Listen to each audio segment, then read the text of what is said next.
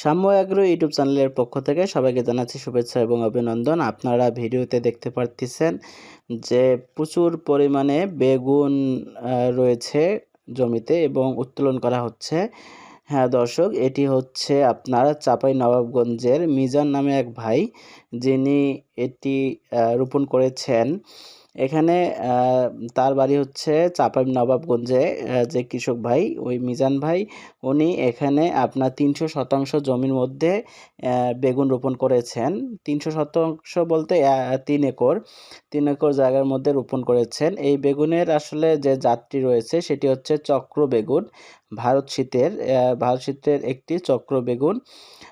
এখন বেগুন তো সাধারণত আমরা জানি যে সেটি শীতকালীন একটি সবজি, কিন্তু না, এটি যে রোপণ করেছেন সেটি হচ্ছে বারোমাসি।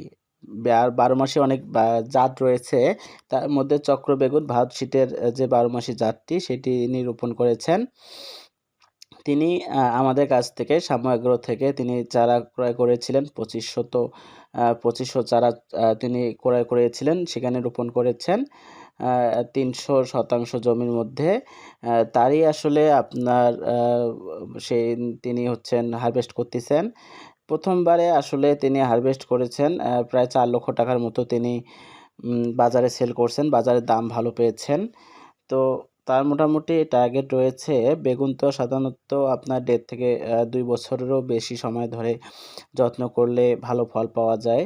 তো তিনি টার্গেট করেছেন যে মাসে উনি প্রায় ৫০ লক্ষ টাকার মতো জন্য এখান থেকে আয় করতে পারেন। সেই অনুপাতেই তিনি কিন্তু যথেষ্ট পরিমাণ পরিচর্যা করেছেন। তারই ভিডিও আপনারা দেখছেন। দেখেন কি সুন্দর বেগুন। আমি আবারও বলছি, এই ভাইয়ের বাসা হচ্ছে চাঁপাইনবাবগঞ্জে। ভাইয়ের নাম মিজান ভাই। তিনি ৩০০ শতাংশ জমির মধ্যে কিন্তু রোপণ করেছেন। আর বেগুনের যে জাতটি সেটি হচ্ছে চক্র বেগুন বা ভারত শীতের। এটি কিন্তু বারোমাসি জাত। শীতকালে বেগুন হলেও কিন্তু বারোমাসি জাত এটি। আর প্রতিটি বেগুন আপনার দেখেন ৪ থেকে ৫টায় ১ কেজি হবে, এবং সর্বোচ্চ যদি এগুলোর অনেক সময় দেখা যাচ্ছে যে সাইজে যদি বড় হয়ে থাকে তাহলে ৪০০ থেকে ৪৫০ গ্রাম, ৫০০ গ্রামও কিন্তু কিছু কিছু বেগুনের ওয়েট চলে আসে। সেক্ষেত্রে আপনারা কিন্তু যখন বিক্রি করতে যাবেন তাহলে অল্প বেগুনে কিন্তু ওয়েটটা ভালো পাচ্ছেন বিধায় আপনাদের লাভের পরিমাণটাও বাড়বে। আর এখানে একটা বিষয় বলে রাখা ভালো, তিনি কিন্তু মালচিং যে পদ্ধতি আছে, আধুনিক পদ্ধতিতে মালচিংয়ের মাধ্যমে যে চাষাবাদ করা হয়, সেই মালচিংয়ে কিন্তু তিনি রোপণ করেননি, তিনি মালচিং ছাড়া রোপণ করেছেন।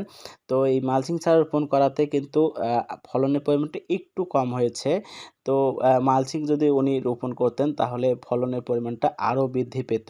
তা আমরা পরামর্শ করব যে এখন থেকে আপনারা যেটিই চাষাবাদ করেন না কেন, যেমন টমেটো বলেন, বেগুন বলেন, কিংবা মরিচ, আরও অন্যান্য যে সবজিগুলো রয়েছে, আপনারা চেষ্টা করবেন মালচিং পদ্ধতিতে উৎপাদন করতে।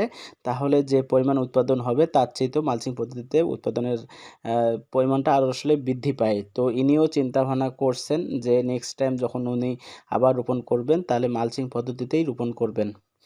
তো সুপ্রিয় দর্শক, ভিডিওটি আসলে আপনাদের কেমন লাগলো? ভালো লাগলে আপনারা অবশ্যই সেটি জানাবেন, এবং আপনাদের যদি এই ধরনের বেগুনের যে চারা রয়েছে সেই চারাগুলো ক্রয় করতে চাইলে স্ক্রিনে দেওয়া নাম্বার রয়েছে, এই নাম্বারে আপনারা ফোন করতে পারেন। বাংলাদেশের যে কোনো প্রান্ত থেকে আপনারা অর্ডার করতে পারেন। সেটি হচ্ছে আপনার বাদযোগে সরবরাহ করা হয়ে থাকে। আর সরাসরি যারা আসতে চান নার্সারিতে তারাও আসতে পারেন রংপুরে। আমাদের যে নাম্বার দেওয়া আছে এই নাম্বারে আপনারা ফোন করবেন। ফোন করলে আমরা একদম টোটালি আপনাদের ভালোভাবে বুঝাই দেবো যে আসলে কোন জায়গায় আসতে হবে। আর যদি যারা দূরে থাকেন তারা চাইলেই কিন্তু আপনারা বাদযোগের মাধ্যমে নিতে পারেন। তো দেখা হবে অন্য কোনো ভিডিওতে। সে অবধি ভালো থাকেন, সুস্থ থাকেন, আর অবশ্যই জানাবেন কোন ধরনের ভিডিও দেখতে চান, আর আমাদের চ্যানেলটি সাবস্ক্রাইব করে পাশে থাকবেন।